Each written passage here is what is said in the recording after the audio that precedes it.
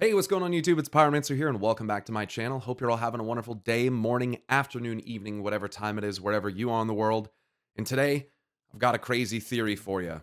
A theory that I've seen kind of floated around by others over the years, but something that I think recently has had even a little more weight given to it. But it wouldn't be a crazy theory without a little bit of tinfoil. Let's go ahead, buckle up, and get into this theory.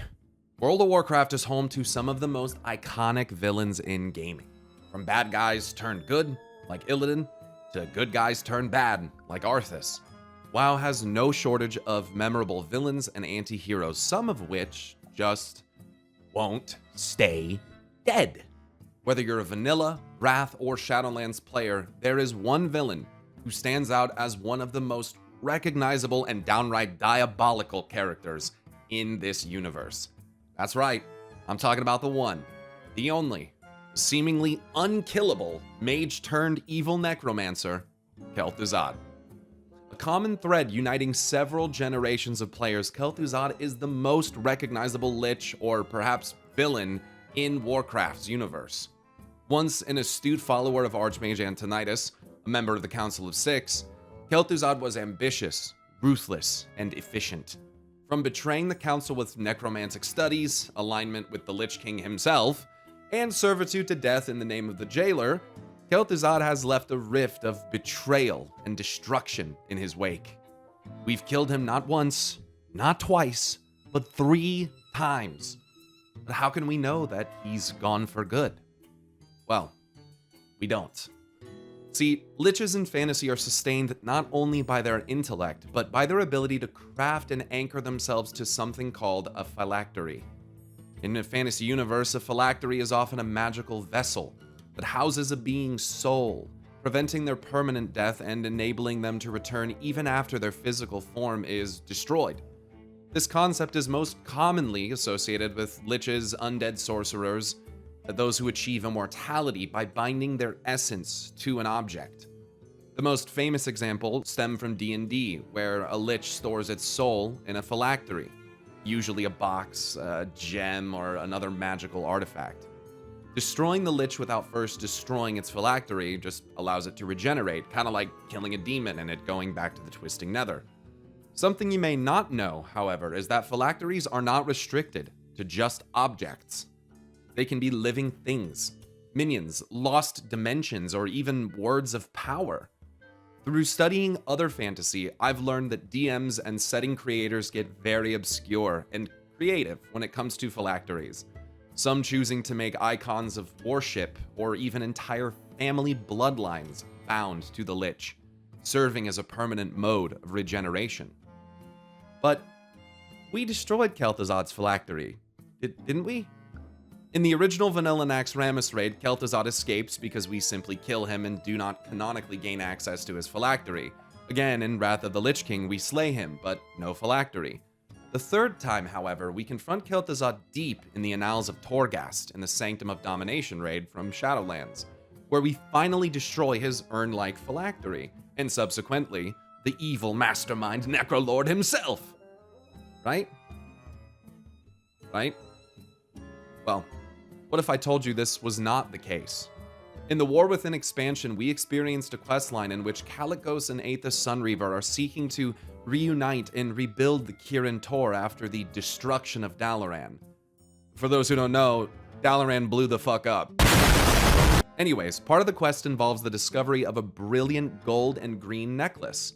However, when we hold this necklace, we're sucked through a portal and find ourselves standing inside none other than Kel'Thuzad's phylactery. Whilst inside, an echo of Kel'Thuzad appears to us, explaining how the space we're in is of his own creation, a pocket dimension in which all reality bends to his will. It's a place of private contemplation, of research and memory. A place where an ambitious mage, or necromancer, can perform his magics undisturbed or unfettered by the haughty Kirin Tor. The room is identical to the inside of Kel'Thuzad's phylactery in the Sanctum of Domination raid, but didn't we destroy this place? Simply put, no, we did not. A cleverly constructed series of hints has led me to another conclusion. The true phylactery of Kel'thuzad yet exists, and his urn that we believed would, when destroyed, bring an end to Kel'thuzad did not. You see, the necklace that we retrieve in the questline with Kalecgos acts as a Horcrux. It's a magically attuned item that allows for the wielder to gain access to the pocket dimension that is the phylactery from seemingly anywhere. This connection may even transcend time and space itself. When we destroyed Kel'thuzad's phylactery in Sanctum of Domination, we weren't destroying the pocket dimension, but rather another Horcrux linked to it. It was seemingly just a larger version of the necklace that we encounter in the War Within. But doesn't that mean something, or someone else exists as the true phylactery? I believe it does. So, what might that be? Well, if you're familiar with Kel'thuzad, some of the theories throughout the years, I think you know where I'm going with this. In the movie Men in Black, there's a cat named Orion who wears a cute little collar with an orb on it. Turns out, inside that orb exists an entire universe, boundless and magnificent. I believe Kel'thuzad has something similar. Mr. Bigglesworth. This seemingly ordinary cat is one of the few personal attachments the undead sorcerer has retained from his mortal life. Before Kel'thuzad became a lich, he was a high-ranking sorcerer of the Kirin Tor in Dalaran. While little is known about Mr. Bigglesworth's origins, it's likely that the cat was already in his possession during his time as a mortal. Despite becoming a master of necromancy and losing most of his human emotions, Kel'thuzad still adores his cat, treating it with an eerie sense of affection. Mr. Bigglesworth resides in Naxxramas, often wandering its halls completely unharmed by the horrors of the undead fortress. The cat is not undead, which is unusual given Kel'thuzad's affinity for raising minions. This suggests deep sentimental value, as he's chosen not to transform or resurrect the feline. Bigglesworth's soul accompanied his master to the Shadowlands and appears in the Sanctum of Domination with Kel'thuzad, but he's a little slime cat. It's really cute. He's involved in the raid achievement Together Forever. And to complete the achievement, players must first find and pet him in both of his hiding spots throughout the raid, after which he'll run off deeper into the raid and we find him later in the Kel'thuzad room, the Throne of the Damned, where the player can use an extra action button, carrying Mr. Bigglesworth, to place him on their head. In the second stage of the Kel'thuzad encounter, the phylactery opens. The player carrying Bigglesworth needs to enter the phylactery and use the extra action button to put Mr. Bigglesworth on the ground next to the remnant of Kel'thuzad, very similar to what we see in the Kirin Tor questline in The War Within. This will give the remnant of Kel'thuzad a buff, thawed heart, which is kind of showing that without his cat, his heart is frozen, right? So he has this bond. Here's some fun trivia, just while we're at it, regarding the iconic cat. The Lil Kel'thuzad or Lil KT vanity pet that you can get will actually kill the Naxxramas version of Mr. Bigglesworth, despite the irony of the situation there. Mr. Bigglesworth is also the name of Dr. Evil's cat in the Austin Powers film series.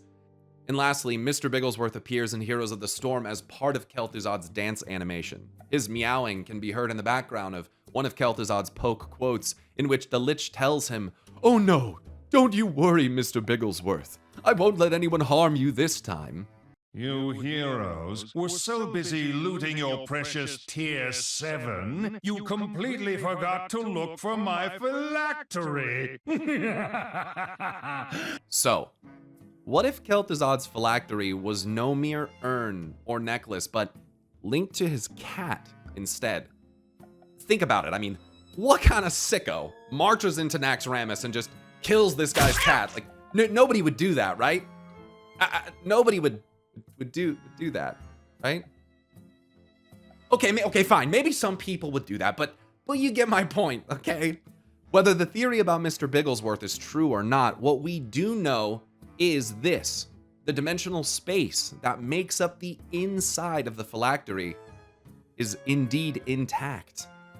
And Kel'thuzad's echo even allows us to exit it, with no shortage of condescending remarks, of course. So, is Kel'thuzad really gone then?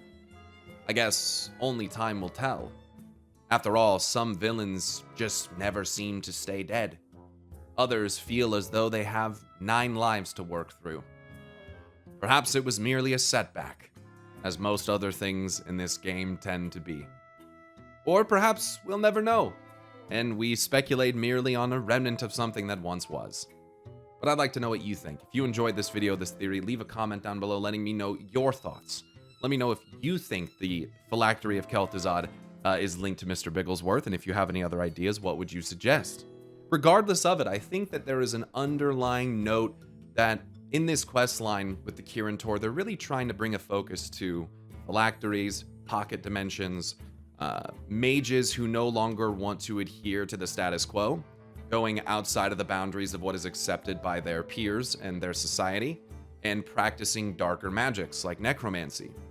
For those who are familiar with my content, you may know that I see World of Warcraft in a very cyclical, patterned kind of manner narratively. That is to say that I think that it's possible that when we're reading and looking at narratives for specific characters, that those narratives, those stories can kind of be taken and applied to other situations to recognize similarities between them.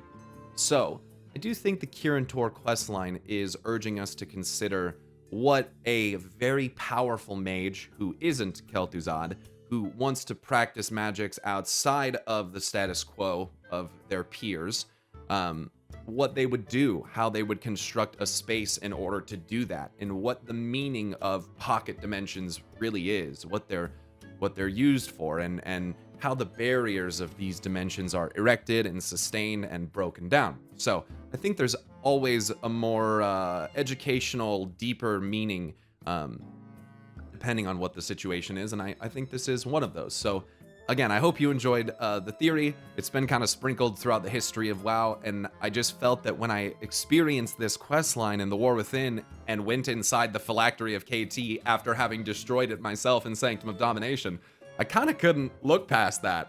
And so I'd love to know what you guys think. If you enjoyed, leave a like on the video. It's the best way to support the video, and let me know that you enjoyed it. If you enjoy this type of pre-recorded content, I don't do it very much anymore, but I would like to get back into it because I know I think you guys enjoy it. So let me know with a like and a comment down below, and subscribe.